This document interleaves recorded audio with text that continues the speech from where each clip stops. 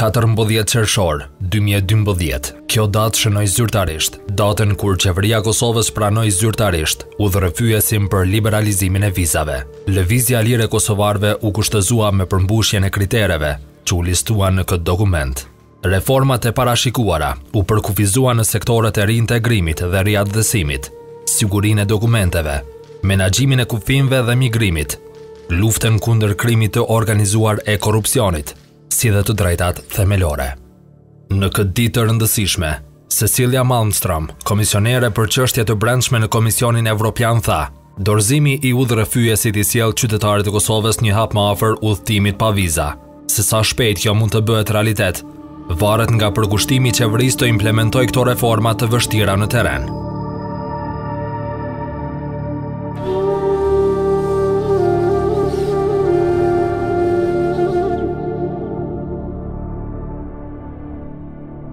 Institucionet e Kosovës e kanë dëshmuar përkushtimin për arritjen e këtij qëllimi shumë kohë përpara zyrtarizimit të rrugës drejt liberalizimit, mirëpo pavarësisht iniciativës së palës kosovare, rrethanat politike e kanë vendosur në një pozitë të disavantazhuar. Tashmë jemi në lugën më të madhe të angazhimeve sa i përket finalizimit të procesit të liberalizimit të vizave, përkatësisht implementimit të pjesës së mbetur të kritereve për procesin liberalizimit të vizave. Me datën 6 maj kemi pasur edhe misionin e fundit vlerësues që ka përmbyll ciklin e misioneve vlerësuese për gjitha blloqet e udhërrëfyesit për liberalizim të vizave. Tashmë jemi në përgatitje të inputit ton të institucioneve të Republikës Kosovës për progresin e arritur, i cili input do të reflektohet edhe në raportin e Komisionit Evropian, i cili do të publikohet diku gjatë muajit korrik. Ndërkohë, me 16 qershor do ta kemi edhe takimin e zyrtarëve të lartë mes Qeverisë së Republikës Kosovës dhe Komisionit Evropian, dhe në këtë takim do të na prezantohen gjeturat kryesore të Komisionit Evropian sa i përket progresit të arritur në zbatimin e kritereve për procesin liberalizimit të vizave.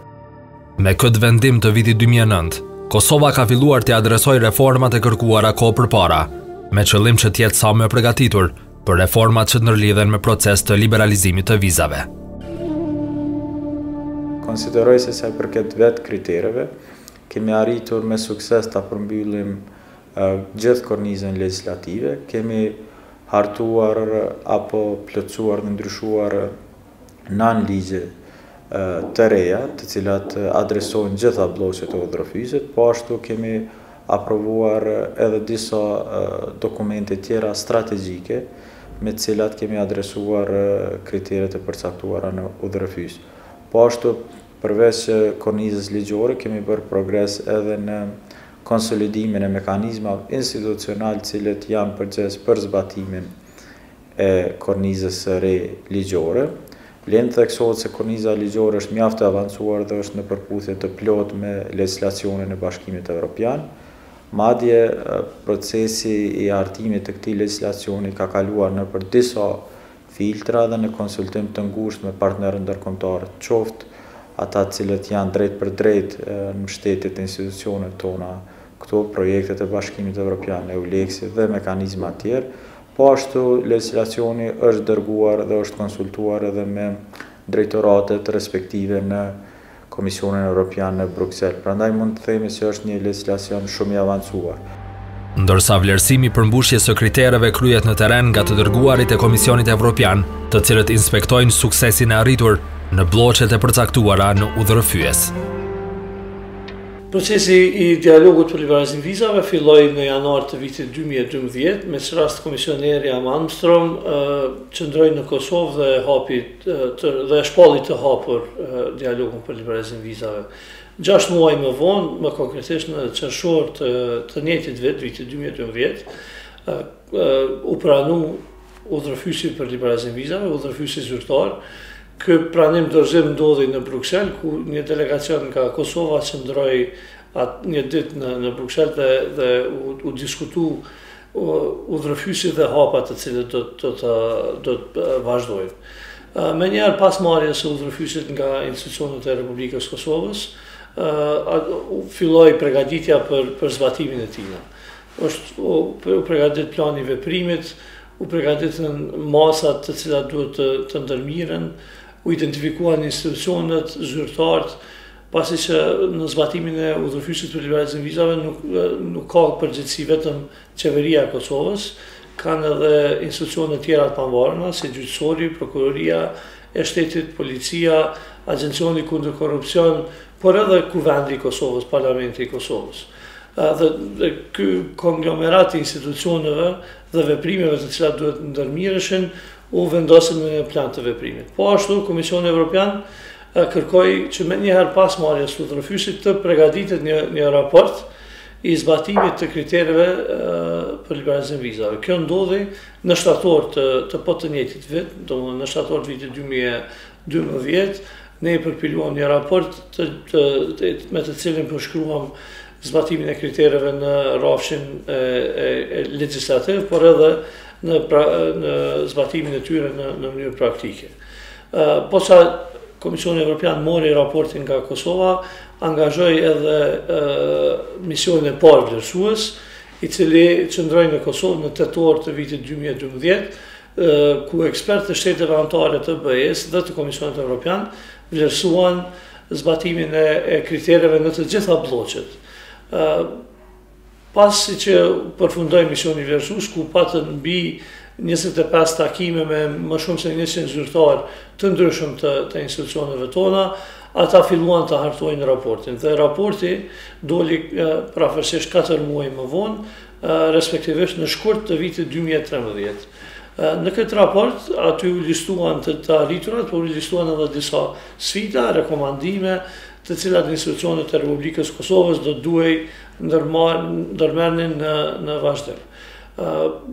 Edhe këto rekomandime, edhe këto sfida u analizuan dhe u vendosën në planin e veprimit, i cili u aprovu nga qeveria në prill të vitit 2013 dhe në të njëjtën kohë u vazhdu edhe me zbatimin edhe të kritereve, po tashmë edhe të rekomandimeve për liberalizim vizave. Një pjesë e madhe e vitit 2013 kaloi dhe ne nuk kishim misione vlerësuese nga Komisioni Evropian. Misioni i radhës i cili është u organizu ishte ai në dhjetor të vitit 2013, që i bie domethënë 14 muaj pas misionit vlerësues të parë, por edhe ky mision vlerësues i dhjetorit i përfshinte disa bloqe, jo të gjitha, pasi që kështu e vlerësoi Komisioni Evropian që për shkak të kushteve që ata i kishin në atë kohë, nuk kishin mundësi të organizonin vlerësimin e të gjitha bloqeve dhe vendosën që ta ndajnë në pjesë. Për këtë arsye, domethënë në dhjetor u vlerësu, të themi ashtu, gjysma e udhëfysit, gjysma e kritereve, ndërsa në mars të vitit 2014 u vlerësu edhe pjesa tjetër, ku me këtë rast u vlerësu menaxhimi integruar kufirit, dhe siguria dhe rendi publik, bloku i 2 dhe bloku i 3, ndërsa tani në maj kemi pas vlerësimin e blokut të 4 dhe në qershor pritet kemi një takim të nivelit të lartë, të zyrtarëve të lartë nga institucionet e Kosovës dhe nga ata të Komisionit Evropian, ku do të na informojnë për të gjetrat e tyre gjatë gjitha këtyre vlerësimeve që janë ndërmarrë deri më tani, ndërsa në korrik të vitit 2014, të këtij viti, pritet që të dalë edhe raporti i dytë i gatishmërisë, ku do t'i shohim, jemi të bindur ku do t'i shohim edhe hapat e ardhshëm për të përfunduar procesin e liberalizimit vizave. Ndër sektorët kryesor ku është punuar nga afër me homologët evropian, është sektori i sigurisë së kufinëve dhe menaxhimi i integruar i tyre. Fondet dhe ekspertiza nga Bashkimi Evropian kanë qenë model për zbatimin në praktik të përvojave më të mira europiane. E ky përparim i forcon përpjekjet institucionale në luftën kundër krimit të organizuar dhe korrupsionit. Kosova ka një vijë kufitare prej 743 km dhe i ka 16 pika të kalimit kufirit dhe gjatë vitit kalojnë mbi 12 milion pasagjerë përmes këtyre pikave të kalimit kufirit dhe mbi 6 milion automjete të ndryshme. Ne bëjmë kontrollin edhe mbikëqyrjen e kufirit, që dha një një kalumër ka qenë në përgjithësi e KFOR-it, por me ndërtimin e kapasiteteve të policisë Kosovës, këto përgjithësi KFOR-i ka barë të policia e Kosovës në kufirin me Maqedoninë, Shqipërinë dhe Malin e Zi, ndërsa pjesa e kufirit me Serbinë edhe më tutje është në autoritetin e KFOR-it, por ne bashkarisht me KFOR-in bëjmë edhe pikqyrën edhe këtë pjesë kufirit. Kosova i zbaton standardet e kërkuara, standardet dhe praktikat më të mira evropiane në kontrollin dhe mbikëqyrjen e kufirit. Gjithë struktura e policisë kufitare dhe infrastruktura ligjore dhe metodologjia e kontrollit dhe mbikëqyrjes kufirit është e bazuar në standardet evropiane, në praktikat dhe rekomandimet më të mira të shteteve të Evropës, veçanërisht të shteteve të Schengenit. Dhe kështu e bëjmë një kontroll dhe një mbikëqyrje të kufirit, duke i zbatuar këto standarde, veçanërisht duke e ngrit bashkëpunimin me policitë kufitare të shteteve fqinje, që është një kusht themelor për të pasur kufi të kontrolluara të sigurt. Policia e Kosovës në fushën kundër krimit të organizuar që ndërlidhet me procesin e liberalizimit vizave dhe me procesin e integrimeve në përgjithësi evropiane, mund të konkludojmë ose të sqarojmë që policia ka arritur që të realizojë shumicën nga aktivitetet ose objektivat që ka pas për synim për vitin 2013, por edhe për vitet paraprake. Këto objektiva kryesisht ose qëllime dalin nga udhërëfysi për liberalizim vizave, po edhe nga dokumente tjera integruese që janë ose në cilat është ose në cilin proces është edhe policia e Kosovës. Kryesisht ne këto objektiva ose aktivitete i kemi të zbërthyer në planin e punës për vitin 2013, por edhe në planin e punës për vjetore, por edhe ato strategjike.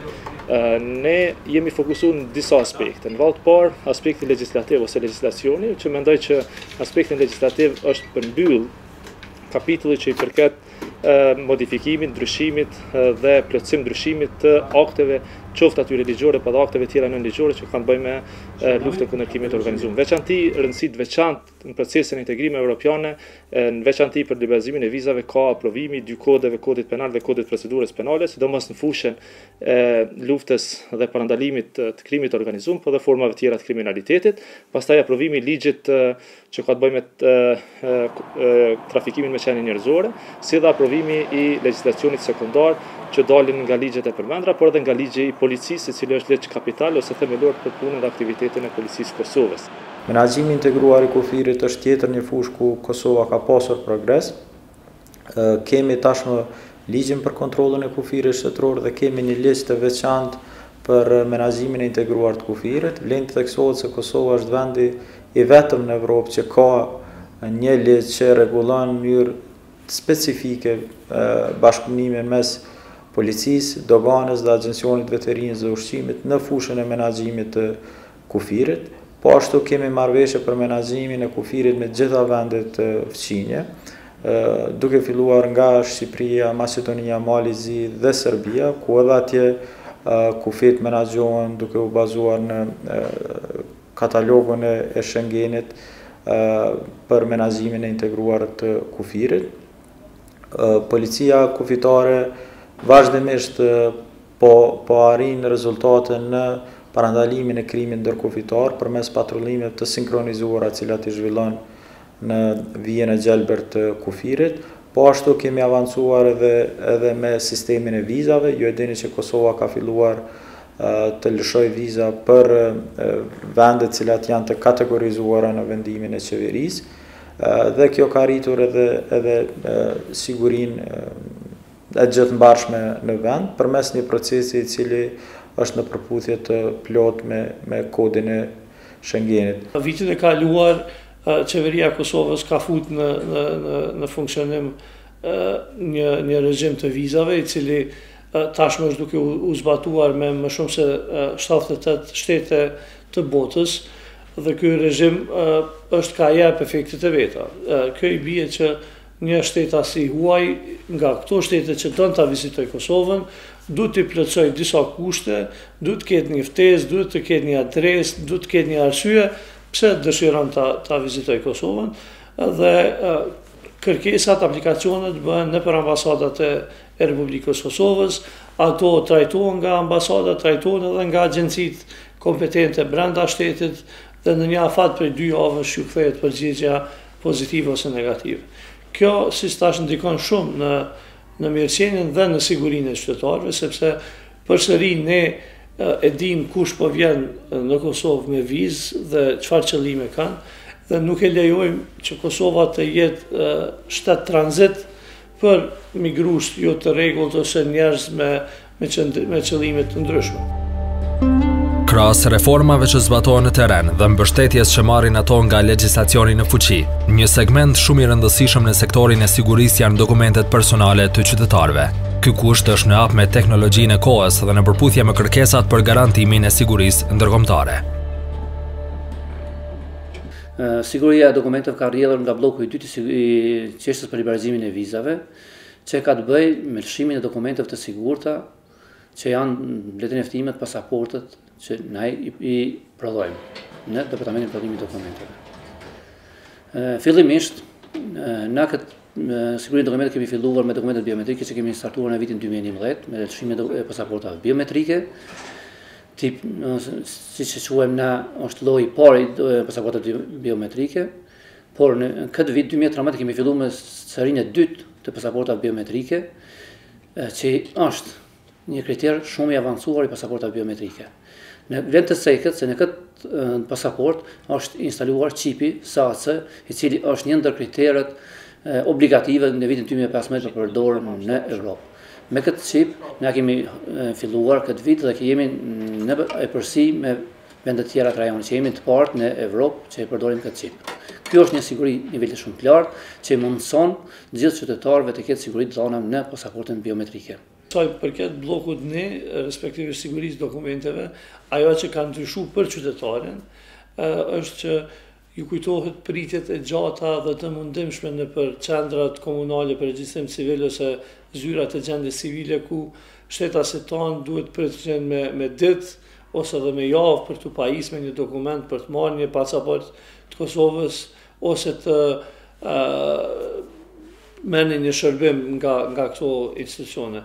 Tani më ato janë të haruara dhe jo vetëm këto, po ju e shihni edhe për shembull të regjistrimi automjeteve, të shërbime të tjera të cilat ofrohen nga Agjencioni për Regjistrim Civil, vërehet që ka një zbatim më të mirë të kritereve dhe në këtë rast një përfitim për qytetarët e Kosovës.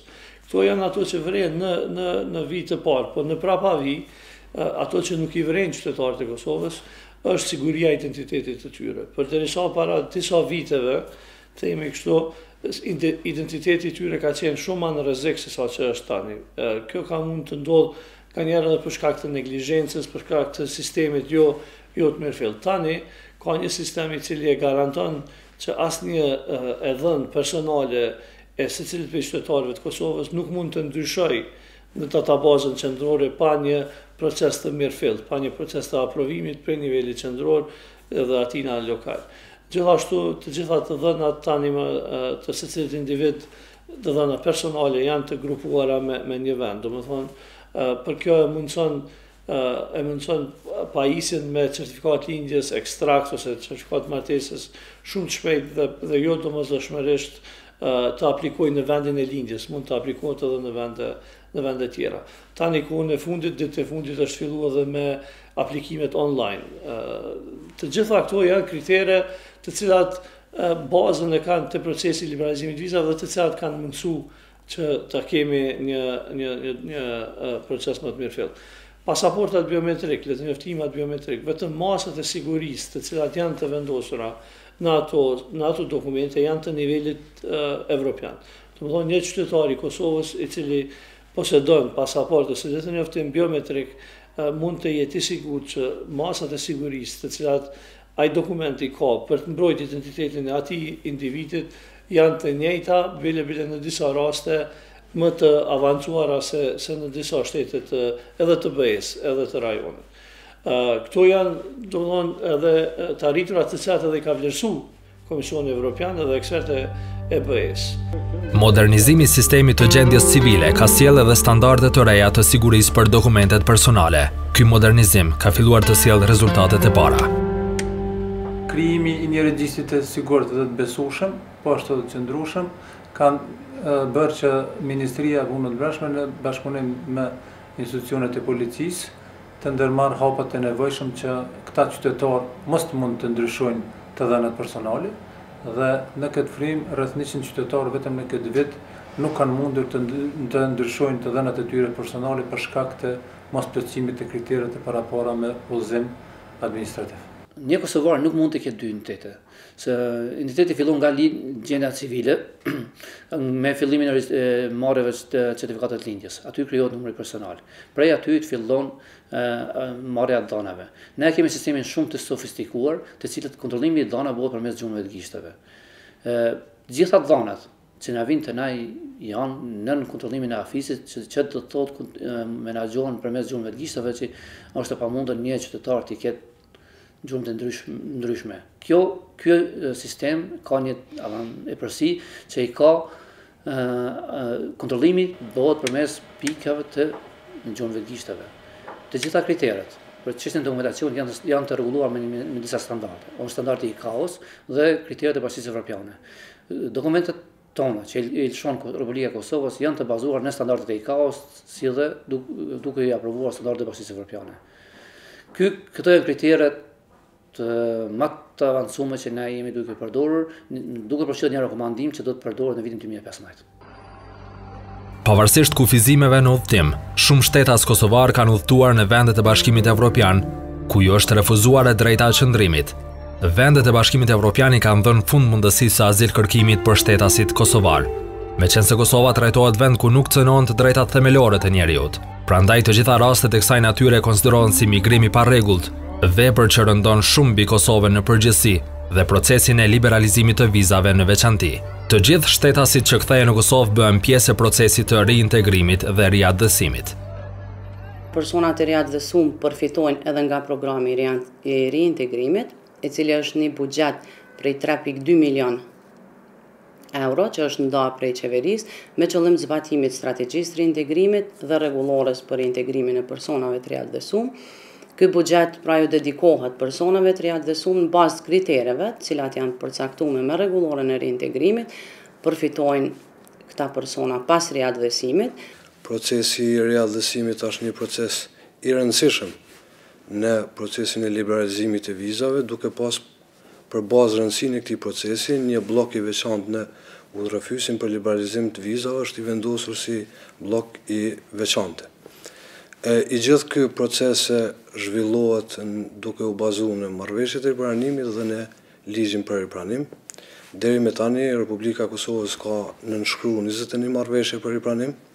17 prej tyre janë me vende anëtare të Bashkimit Evropian, ndërsa 2 marrëveshje me vendet e Schengenit dhe 2 marrëveshje në rajon me Malin e Zi dhe Republikën e Shqipërisë.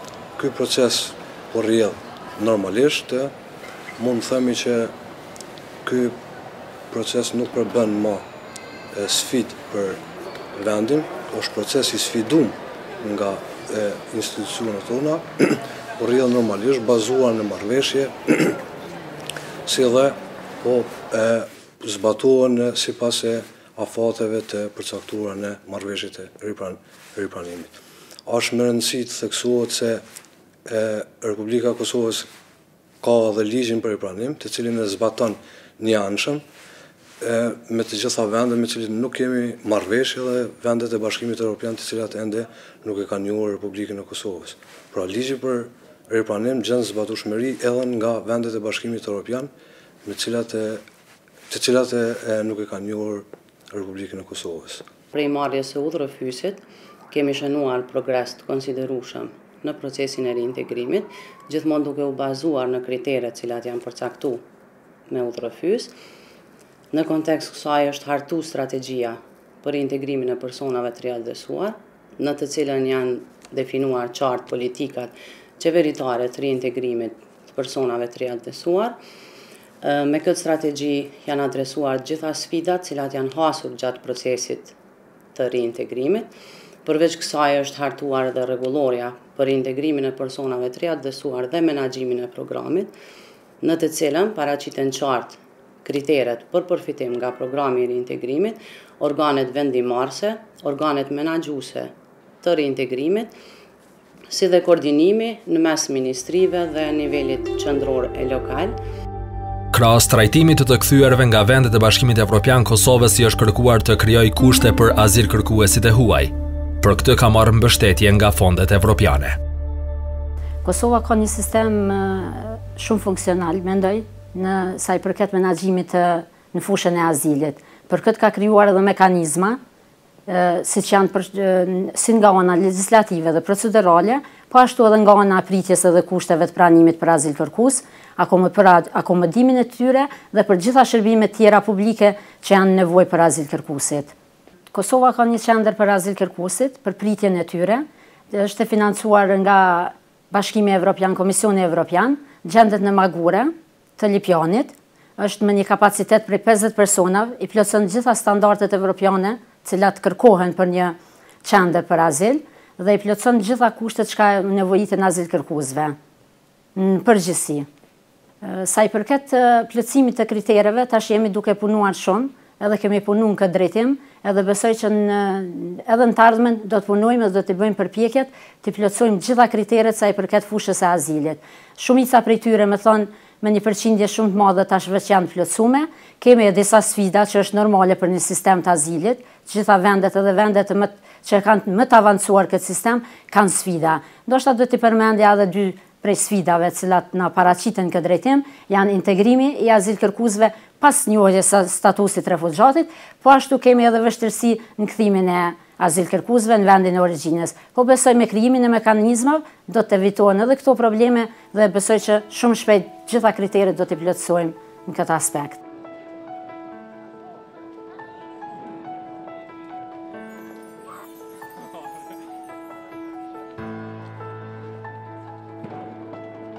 Kosovo is currently in the second phase of the visa liberalization dialogue with the EU that will ultimately lead to a visa-free regime for short-term visa up to 90 days for Kosovo citizens. We had a first phase where the legislation was the primary focus. Now we are looking more at the implementation and how Kosovo is indeed able to implement its laws in a number of areas that are set out in the visa roadmap handed over to Kosovo in June of 2012. If in Western Europe the asylum seeker numbers from Kosovo, for example, increases, this will have an immediate negative effect on the visa liberalization process, and people that are being returned after having found illegally in these countries, they will also suffer from some consequences, such as not being granted visas anymore if they apply so with the different embassies. So there is a number of negative consequences for the individuals as well as for the overall process that Kosovo is undertaking with the EU right now. Vullneti dhe e gjithë kërkesa e jonë si qytetar sparje, pastaj edhe si përfaqësues të shoqërisë civile, ka qenë dhe është liberalizimi i plotë i vizave dhe mundësia e një lirie fundamentale e qarkullimit. Natyrisht kemi gjithë rol në këtë proces dhe duhet bëjmë shumë më shumë për informimin e drejtë. Ka kaluar koha kur qytetarët tanë kanë kaluar në për vështirësi siç është rasti i Tisës, pastaj llogoret në Francë dhe Hungari, për të kërkuar një jetë më të mirë dhe një ëndër evropiane. Liria e lëvizjes është e shejtë, por në anën tjetër nuk ja vlen edhe humbja e pasurisë ose shpenzimit të gjithë kursimeve për të bërë një kërkesë azili e cila do të kthehet mbrapa shumë shpejt dhe pastaj qytetarët tanë do të ballafaqohen me problemet ekzistenciale të cilët i kemi gjithë këtu në Kosovë, siç është akomodimi, punësimi dhe mbi të gjitha arsimimi dhe shëndetësia më e mirë. Ne duhet mos përsërisim gabimet e shteteve të rajonit. Shtetat e Kosovës duhet ta dinë që edhe kur të liberalizohen vizat, ata duhet të kenë sigurim shëndetësor kur dojnë të udhtojnë, duhet ta kenë një adresë dhe duhet të kenë mjetet të mjaftueshme financiare për të financuar qëndrimin e tyre në zonën Schengen. Nëse nuk i kanë njërin nga këto 3 parakushte, ata rrezikojnë t'ju refuzohet hyrja në zonën Schengen. Pasi që polici kufitari një shteti, cili do shtet është autoriteti i fundit i cili mundet ta ndaloj hyrjen në atë shtet. Me fjalë tjera, nëse polici kufitari i cili do shtet ku ne dëshirojmë të shkojmë, i duket që nuk kemi mjetet mjaftueshme financiare, i duket që nuk kemi sigurim shëndetësor, ose i duket që nuk kemi adres ku do të qëndrojmë, adres mirëfill ku do të qëndrojmë, ai ose ajo ka drejt të merr vendimin për mos leju hyrjen në shtetin e tij, të cilit do shtetas. Për këtë arsye, shtetasit tanë duhet ta kenë të qartë këtë çështje. Gjithashtu duhet ta kuptojnë që liberalizimi i vizave nuk do të thotë mundësi e punësimit në zonën Schengen. Përkundrazi, kjo është liri e lëvizjes deri në 90 ditë për një afat kohor prej 180 ditëve. Domethënë, brenda periudhës 6 muajore, ata të cilët gëzojnë liberalizimin e vizave mund të qëndrojnë vetëm 3 muaj, jo më shumë, dhe nuk guxojnë që të punojnë gjatë kësaj kohe. Nëse punojnë, atëherë ata rrezikojnë që t'ju vendoset në listën e zezë dhe mos t'ju lejohet hyrja në zonën Schengen. Gjithashtu, edhe migrimi ilegal, migrimi jo i rregullt, azil kërkimi është ndaluar faktikisht me procesin e liberalizimit të vizave, ose themi më mirë, nuk është ndaluar, po nuk lejohet. Qa i bjen kjo? I bjen që nëse një shteta si Kosovës shkon të kërkoj azil në cilin do shtet bëjes, atëherë, siç edhe deri më tani, më shumë se 99% do t'ju refuzohet azil kërkimi. Jemi të vetëdijshëm se procesi i zgjerimit në përgjithësi, zgjerimit të Bashkimit Evropian dhe procesi i liberalizimit të vizave është një proces me mësime të mara dhe padyshim që gabimet e shteteve tjera i atribuohen si dëm kolektive dhe Kosovës, prandaj edhe Kosova duhet gjithmonë të ketë më shumë përpjekje dhe t'i plotësoj standardet në mënyrë edhe më kualitative se sa vendet tjera të rajonit, por unë besoj se i kemi jap argumentet mjaftueshme Komisionit Evropian në mënyrë që me raportin të shkoj para shteteve anëtare, të shkoj para Parlamentit Evropian, prezantoj të arriturat e Kosovës dhe të kërkoj mandatin për të propozuar ndryshimin e rregullorës, përkatësisht propozimin për heqjen e vizave për shtetas të Republikës Kosovës.